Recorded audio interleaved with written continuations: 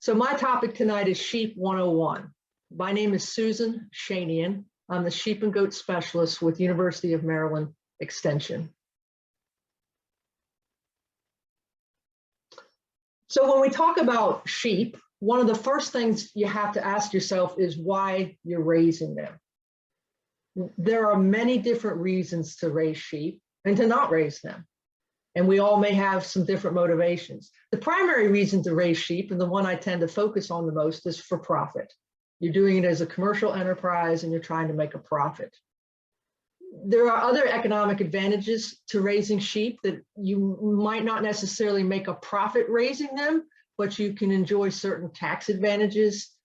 For example, when I moved to my property, I did not have to pay a transfer tax when I purchased my property. The land is assessed as agricultural land, and you don't have to pay sales tax on a lot of things that you buy for your sheep. Many people enjoy the lifestyle that raising livestock gives them. They enjoy it as a hobby. Many people do it for youth projects, 4-H, FFA, homeschool projects. I know I got my start in sheep as a 4-H member, so did Megan. There's a growing desire to have self-sufficiency, so you can grow your own meat, your own wool, your own milk. People keep sheep as pets. Increasingly, sheep are used to control vegetation.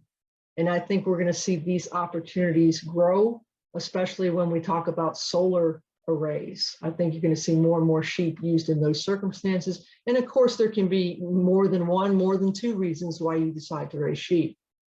I'd like to start out by talking about what are the pros and cons of raising sheep.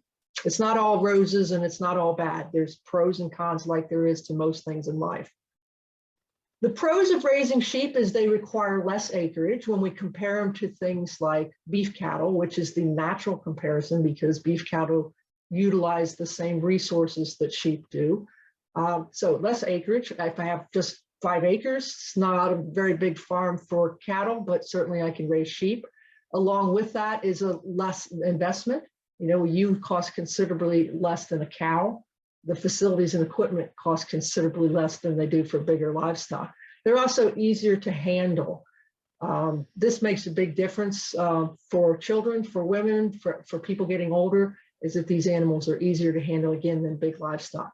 One of the things I like about sheep and goats too is that they are multi-purpose animals.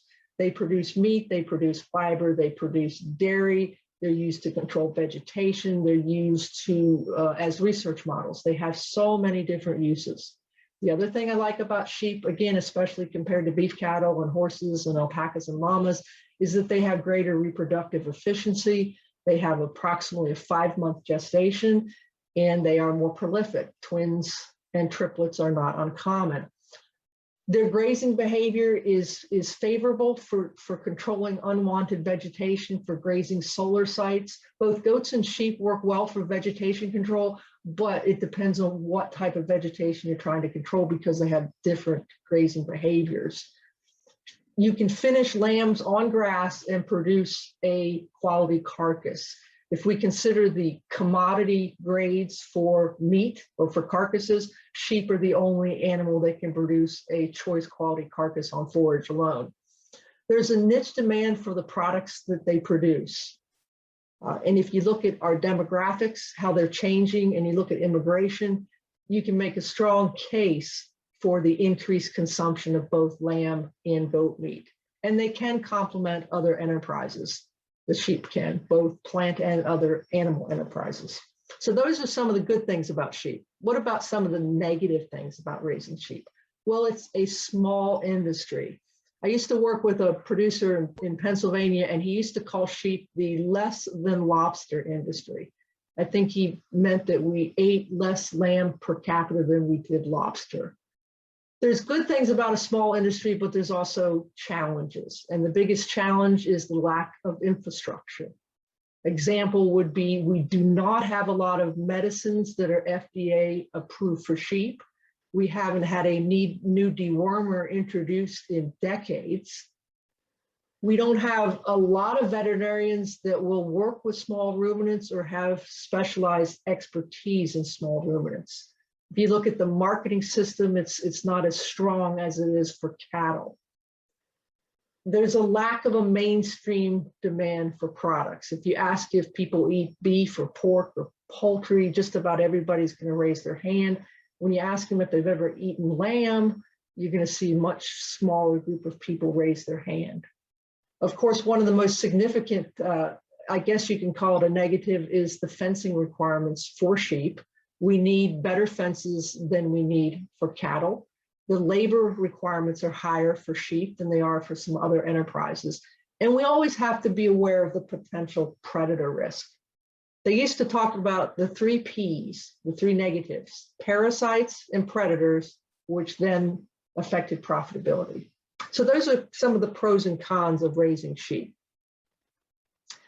Next thing you have to decide is, either if you don't have sheep yet, you have to decide this, but sometimes you even need to remind yourself when you already have sheep what you're raising them for. Again, they're a multi-purpose animal. We can raise them for meat, we can raise them for wool, dairy, vegetation control, show, 4-H and FFA project, and we can combine some of these uses. In fact, we normally do combine. So let's talk about meat production first. Certainly, if I'm going to raise sheep for meat, I'm going to favor meat breeds, such as the lambs you see here in this picture. The typical production system, the ewes will produce lambs every 6 to 12 months. Every 12 months is most common. More often, 8 months is more common than 6. 6 would be pretty intensive, but every once in a while, people will have a ewe that'll lamb twice a year. When we raise sheep for meat, we can sell them at weaning, or we can sell them at heavier weights. I'd say there's markets for lambs everywhere from 30 to 40 pounds, all the way up to 150, 160, those kinds of weights. We can take them to the sale barn, we can sell them to a order buyer, or we can direct market meat. And we'll talk about marketing in the 6th webinar. We can grow and finish our lambs on pasture. We can feed them out in dry lot, or we can do a combination of both forage and grain. Many of the meat breeds, most of the meat breeds do grow wool, but in a meat enterprise and with the breeds that are typically chosen, that income from wool is usually negligible unless some direct marketing or niche marketing is involved. So let's talk about wool production. We raise meat sheep for meat production. We want to favor some of the wool or specialty breeds if we're trying to create a significant income out of wool. Typically, we have a ewe flock. In the old days, they actually raised wethers for wool production. But we have a ewe flock that probably lambs once a year. And so meat is still a very important part of that wool enterprise. Typically, these sheep are sheared once a year. There are some of the longer wool breeds that in some climates should probably be sheared twice a year. You can direct market your fleeces to hand spinners and crafters. That's pretty common in a state like Maryland. And I realize that we have folks from all over the country and maybe all over the world, and you have different situations with wool. Here in Maryland, we have the Maryland Sheep and Wool Festival, and direct marketing of wool and value-added products is pretty popular. We no longer have a wool pool in Maryland, but most of the surrounding states do, and many of the other states in the US do, and many other people also have opportunities to market to warehouse directly to a woolen mill or to a warehouse. It just depends on where you're located. What about dairy production? Again, you're going to choose dairy breeds or crosses. Typically, you're going to lamb annually. You're going to remove the lambs at birth or begin milking after weaning the lambs at 30 days. Or there's also a hybrid system where you leave the lambs with their moms for part of the day and then take them out and milk the ewe. Most sheep milk is made into cheese. There's lots of regulations in order to sell products. Any product that's consumed by humans, there's a lot of regulations, whether you're selling milk, whether you're selling cheese or yogurt. You can make soap without a license. And I'm sure Megan will talk more about dairy when she does the Goats 101 webinar. There's very few dairies, sheep dairies in the US. It's not that common of an enterprise. It's a small industry that's part of a small industry. This is the aspect of sheep that I think is going to continue to grow, and that's vegetation control. And this is definitely a situation where you're probably going to combine raising sheep with getting paid to graze and to control that unwanted vegetation. Solar grazing is definitely getting more popular. In fact, I don't think we have enough sheep to graze the solar sites that we have and that are going to continue to go in. You can pretty much graze any breed. Typically, people are grazing dry ewes. So they're lambing early in the winter, at least in the Maryland climate, lambing early in the winter, and then weaning the lambs and putting the ewes out on these solar sites. There probably are some examples where people are lambing out on the solar sites, but that's probably going to take a lot more management, and you probably ought to start with dry ewes. There's even people that will lease sheep from you so that they can fulfill their solar contracts. Definitely a growing area of interest with sheep. The one I didn't mention before was seed stock or breeding stock. A lot of people do this because it's a way to increase the income from the sheep enterprise. Of course, it can be any breed. It can be a purebred or crossbred. They can be registered or commercial. You can focus on rams or sell ewes or sell both. A couple of things that you ought to do or ought to be characteristic if you're going to sell breeding stock. One is to keep good records and only sell the best rams and only sell ewes if they are sound. And of course, if you're a registered breeder, you should only sell animals that meet those standards. Just because a lamb is born a ram doesn't mean he is suitable as a breeder. We want only the very elite rams to be sold for breeding. You should set high health standards. You should consider enrolling in the Scrapie certification program. Voluntary flock, it's called the voluntary flock certification program. You should consider doing certain testing to get some disease-free statuses for your animals, and you should have high ethical standards when selling breeding stock. Okay, next thing I want to talk about are the sheep breeds. There's about 60 recognized sheep breeds in the US. And don't ever ask what the best breed is, because there is no best breed. Each breed or type has specific characteristics that makes it suitable for certain production systems and markets. Most sheep breeds excel in producing either meat, milk, or wool. Sometimes they're dual purpose, but usually they excel in one product over the other. And often there's as much difference within a breed as between breeds. And then just because you want to raise a breed doesn't mean it's available in your location. It could be there's a lot of geographical preferences for breeds, and the one you want may not be readily available. We classify breeds in different ways. One of the most common ways to classify sheep breeds, because remember, there's about 60 of them, is by the type of coat or wool that they have. Of course, we have two types of sheep in that respect. We have wool sheep and we have hair sheep. Within the wool sheep, we divide that wool into fine wool, crossbred wool, medium wool, long wool, and carpet wool. Fine wool means that the diameter of that fiber is very small. This wool is more versatile in terms of what we can use it for. It tends to be the highest value, at least from a commodity market standpoint. Carpet wool is the opposite. That wool is very long and it is very coarse, meaning the fiber diameter is very large. And then, of course, you see the ones in between. Most of our meat sheep fall under the medium wool category.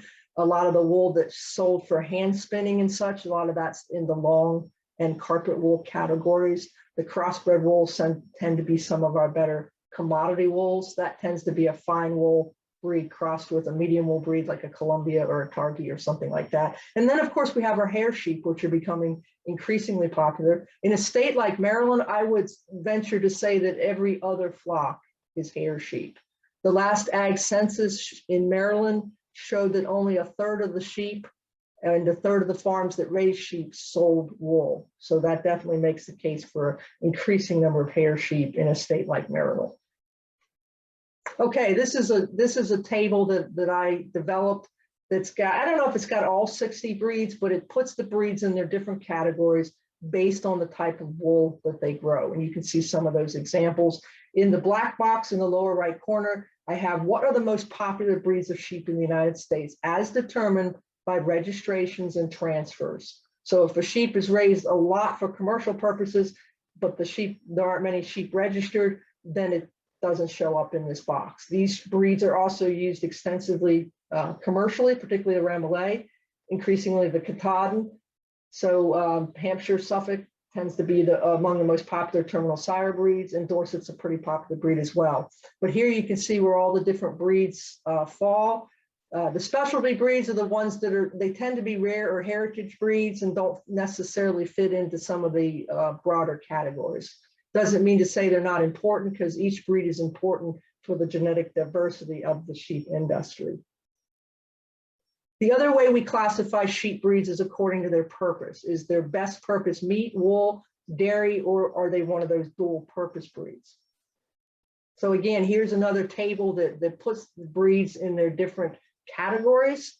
The wool breeds, fine wool versus long wool, and the meat breeds separated by whether they're hair sheep or wool sheep. And then the dual or multiple purpose sheep. I put the dairy breeds in there, and we've got several wool breeds that we would consider to be dual purpose, both for meat and for wool. And then the other breeds, again, this includes a lot of our specialty breeds, our heritage breeds, and some of our rare breeds. Again, just as important. And then again, a reminder in that lower corner, what are the most popular breeds that we have? The two most popular breeds and registrations are actually hair sheep. Number 6, the Rambouillet, is probably the dominant breed in the Western United States in the range industry, and a lot of derivatives of the Rambouillet. This slide just tells you some unique characteristics for the different sheep breeds.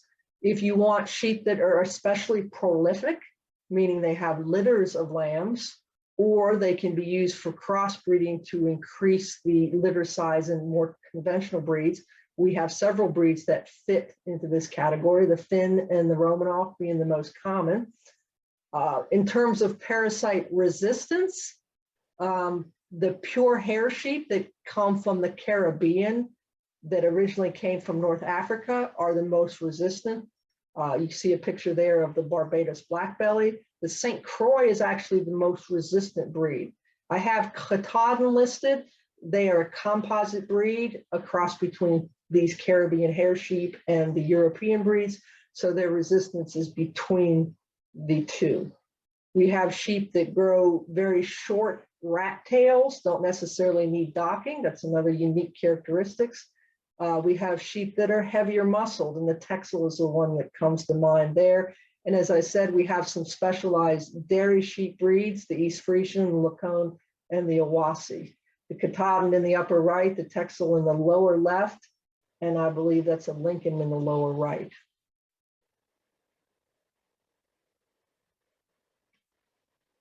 And the last group of sheep I'll just mention is, and I said several of them already, and that's the rare and heritage breeds. A rare breed is one that has a certain number of animals, and the heritage breeds are breeds that were raised by our forefathers. I think what we have here is a Lincoln on the left and a Leicester long wool on the right. Most of these are wool breeds, and for small producers and producers interested in fiber, these can be some really good choices. Fortunately, our industry and our country and many other countries around the world, they see the importance of conserving these rare breeds, and they have conservation efforts underway, both in terms of breeding, but also in collecting semen. Okay, now what I'm going to talk about is, what do you need to raise sheep? The number one thing you need to raise sheep is a feed source. And usually we're talking about pasture, and we're usually talking about having land. We need that pasture to be properly fenced for sheep. We usually need some other feed sources other than pasture, not always, but in most cases, we need some additional feed sources. Housing and shelter, feeders, watering system, a place to store feed, a way to handle these animals, and a veterinarian. Those are things that we need to raise sheep. So let's talk about the feed source first, the pasture and the supplements. How much land do you need to raise sheep?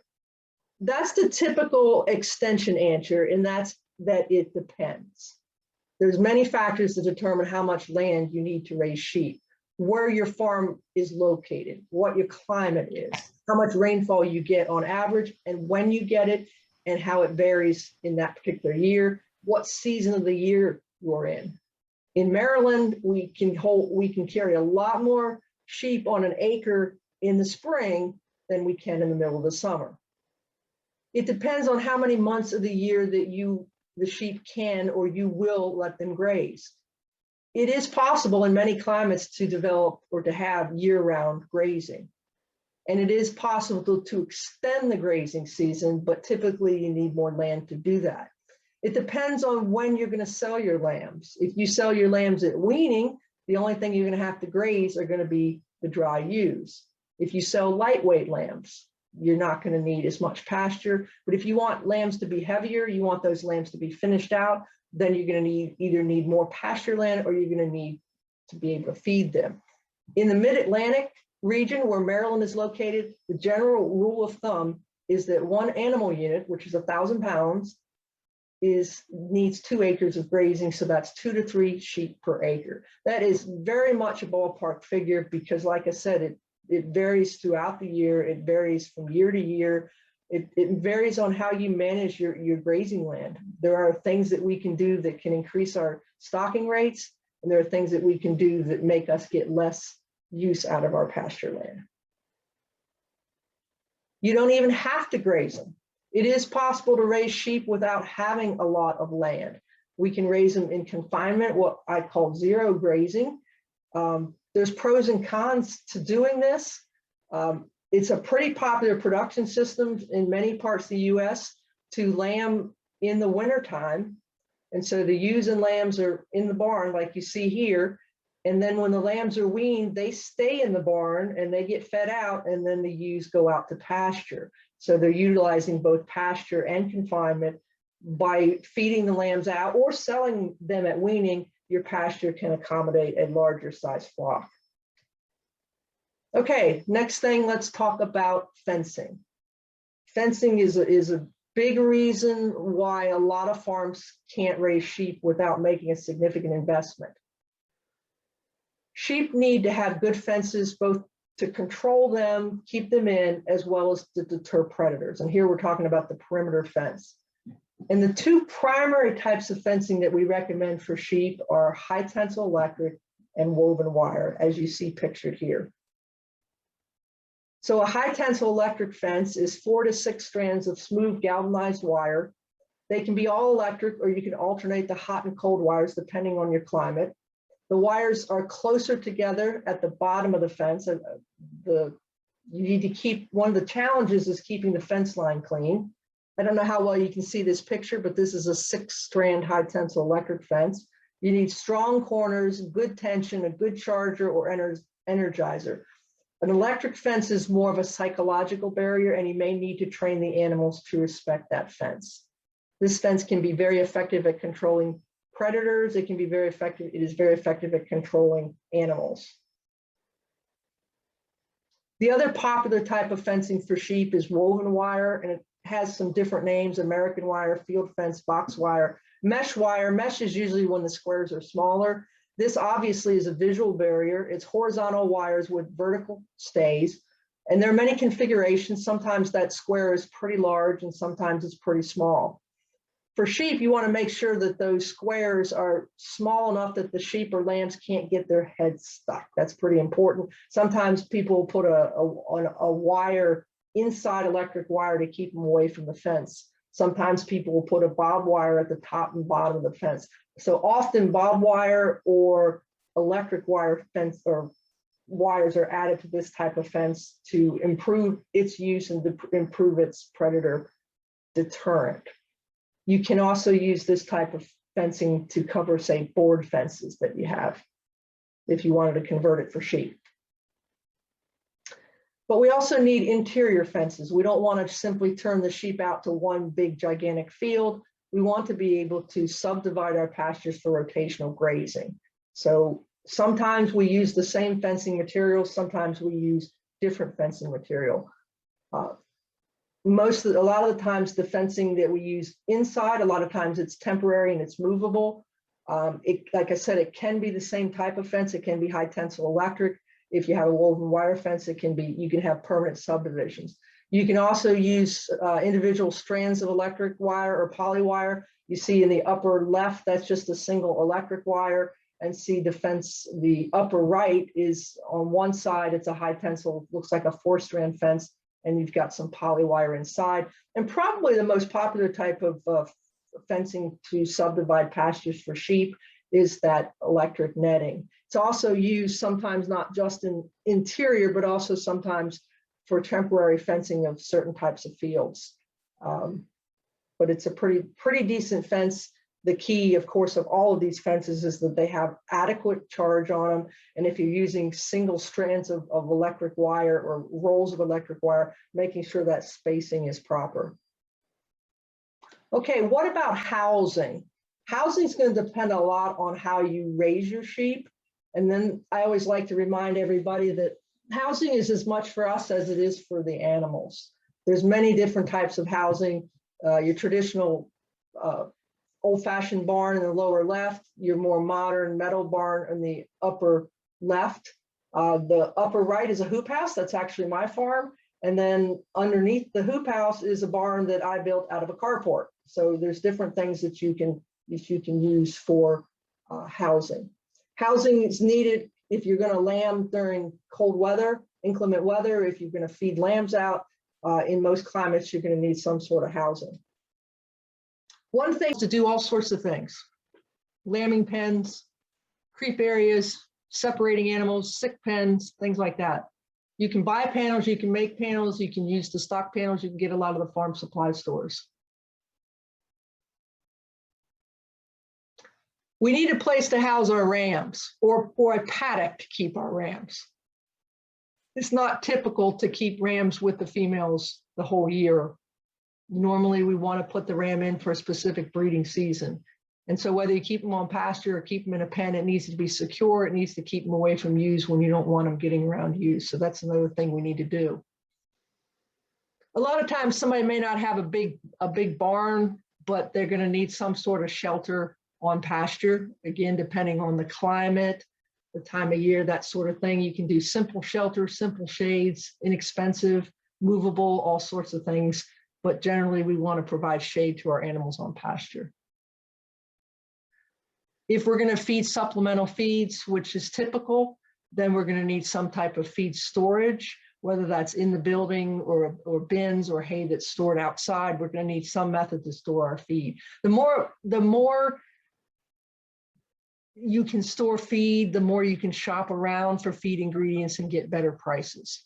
And then can I also get a order of jalapeno bites, 4-piece? Okay, we can accept that, sir. Yes, please. We need a watering system. How much water sheep drinks depends on the type of animal, the production class of that animal, the climate, how much moisture is in the feed. They're going to drink anywhere from a half a gallon for a young lamb to up to 4 gallons for a lactating ewe. For small farms, a lot of times all we need are tanks and troughs and buckets and hoses. The more animals we have, the more we want to automate that watering system, particularly on pasture. And on pasture, it's better if they have water in every paddock. And that becomes one of the challenges for developing some of our rotational grazing systems, is being able to provide both water and some type of shade in each of the paddocks, because that is ideal. Okay, feeders. In most cases, we're going to feed the sheep at some point. So we need something to feed hay in. We can feed loose hay, square bales, larger, small square bales, round bales. We may feed some grain or feeds that feed like grain. A lot of our feeders are combination. We can feed hay and grain. And probably in the minimum, we're going to need some type of mineral feeders. So we need to think about that when we think about raising sheep. You can be creative, and there's a lot of things that you can make, particularly out of things like PVC pipe and wire panels and 55-gallon drums. All of them can make good feeders and waterers as well. This table right here just shows some of the requirements for sheep in terms of how much feeder space they need, how much water capacity they need, and how much space they need, depending on whether it's anything from confinement to a dirt lot or an open shed. This gives you a general idea. So if you were going to plan to have a flock and you were going to plan to lamb in the wintertime, well, you can see that in confinement, they need 16 to 20 square feet. So that would give you some information to help plan. And these are minimums. You probably, if you can give more, it's going to probably be better. This is something else we often forget when we talk about raising sheep, is we need a way to handle and restrain the sheep. We need to do lots of things: sort them, weigh them, trim their feet, body condition score, FOMACHA score, deworm, lots of reasons to handle these sheep, load them up to take them to market. If we're a small producer, sometimes all you need is a pen or an alley. As you get a larger flock, you're going to want a handling system more like you see on the left. Labor. Sheep can be labor intensive at times, not usually the whole year, although you have to be concerned about their feed and welfare, 24/7. The times of increased labor, of course, lambing is the #1 time, but also extra labor at breeding, depending on your climate and your breed and a lot of other factors, how often you have to trim feet. Vaccinations is something most of us should be doing to our sheep. If you're in a humid climate like Maryland, you're going to need to monitor these animals for parasites and deworm them as necessary. We're going to talk a lot about parasites in the health webinar.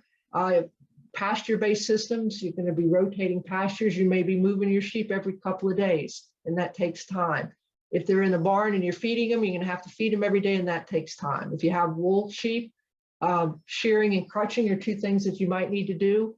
You'll need to shear and you might crutch, you might do it yourself, or you might hire somebody to do it. And if you've got a very prolific breed, you may end up with orphan lambs that you're going to need to bottle feed or put them on a bucket or some type of automated feeding system. So sheep potentially can have a lot of labor associated with them. And it's very important to match up these labor needs with when you have it available, particularly if you're a part-time producer or you're a farmer that has other enterprises. One of the reasons winter lambing is popular in the Midwest is because they grow a lot of crops in the Midwest. A crop farmer doesn't want to be worrying about lambing when he needs to be worrying about planting crops. So a lot of times lambing occurs in the winter when the labor is available.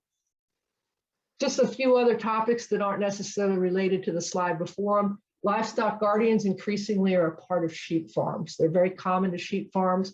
They're another line of defense against predators. Predator control starts with a good fence, but it's not necessarily 100% effective. We have 3 types of guardian animals: dogs with very specific breeds. This happens to be a Great Pyrenees, which is the most popular breed, but there are a variety of breeds that can be effective guardians. Llamas and donkeys can be effective in certain circumstances. There's pros and cons to each type of guardian, and not every dog, llama, and donkey makes a good guardian, but they have a lot of success, each of these animals. Dogs are the most popular. If you're getting started in sheep, it's important where you buy your sheep. You need to buy from reputable breeders or sales. You need to buy from as few sources as possible. If you're commercially minded, profit-oriented, you want to favor performance-tested animals. I can't begin to tell you how much it costs because it's going to vary in terms of what part of the country you're in, what breed you want, are they registered, are they crossbred, that sort of thing. When you do look at your budget and what you're going to spend on your animals, you want to make sure you put the greatest emphasis on the ram. You want to buy good, healthy ewes, but your ram is going to be the one that affects the genetics of your flock, and he's going to send you in the direction, hopefully, that you want to go. The most important thing when you buy sheep is biosecurity, biosecurity, biosecurity. Most diseases walk through the gate in a sheep, most of them. I'm not saying you can't bring foot rot on your farm with somebody's shoes, but by far the biggest biosecurity risk is the animals that you buy. If you already have sheep, you need to make sure you isolate any new animals. And if you're starting out fresh, you want to really make sure you are aware of potential diseases. If you buy sheep when it's dry, they could have foot rot. If you need to really look at things like udders and teeth and teats and testicles. You need to beware of abscesses, pink eye, things like that. Pick up every foot. What about regulations? Are there regulations regarding sheep? And there are. There are scraping regulations, which I'm going to talk about. Nutrient management regulations are going to vary by state. In the state of Maryland, if you have 8 animal units or 40 sheep, you must have a nutrient management plan. There are certain zoning issues as far as where you can raise sheep. Housing developments, even if it doesn't look like a development, it could still have covenants. I know that the place that I live on, I have a little farm on a road. I never wouldn't have imagined that it has covenants, but it does. If you have a lot of sheep, you could be affected by the CAFO, which is a confined animal feeding operation. There's regulations regarding those. And of course, in terms of marketing, selling meat and selling dairy products, there's a lot of regulations that control that, and we'll get into that on the marketing sessions. Regulations vary by state and they vary by locality, they vary by country. But in the US, the scrapie regulations are pretty universal. You are required to follow federal and state regulations for officially identifying your sheep or goats. Once they leave the farm in which they are born, they are to be identified. The tags and applicator used to be free, but they're not anymore because they were free for a long time. There's the number you call to register your flock. You get a premise ID number, and then they let you know where you can buy your approved tags from. The best thing to do is to tag every sheep before they leave their farm. And there are certainly exceptions. In some cases, if the lambs go directly to slaughter, you don't have to tag any individual lamb. It's really important that you find out what the regulations are for your state. And then you need to keep records for them. And I mentioned earlier, if you're a seed stock producer, one of the options you have is being part of the voluntary scrapie certification program. Once you follow the rules in this program, your flock can be declared scrapie free. You can also be eligible for export if that's a market that you're interested in. There is some support for sheep and goat farmers. First of all, I say take advantage of extension. Extension is free education available in every county and state. Sometimes there's opportunities to participate in a grant project. You can also apply for grants. I don't know how many of you have heard of SARE, which stands for Sustainable Agriculture Research and Education. They have farmer ranch grants where if you have an idea that you want to test out, that you could get a grant for that. Make sure everyone becomes, you all become acquainted with the NRCS, which is the Natural Resource Conservation Service. The EQUIP program often has funding available, particularly for rotational grazing, things like watering systems and fencing and things like that. The last couple of things I want to mention are some resources.